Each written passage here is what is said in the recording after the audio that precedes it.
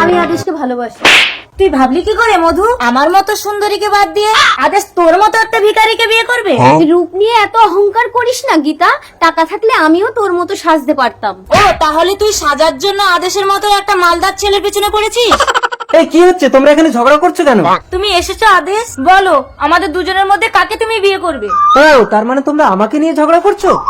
ঠিক আছে, কাল সকালে তোমরা আমার ঘরে এসো। আমি ঘুম থেকে উঠে আগে যাকে দেখতে পাবো তার গলায় মালা দেবো, ঠিক আছে?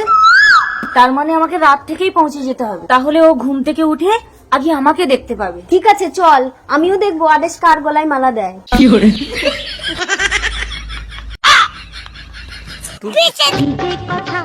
ওই তো এখনো ঘুম থেকে ওঠেনি, তাড়াতাড়ি মাথার ধারে বসে যাই।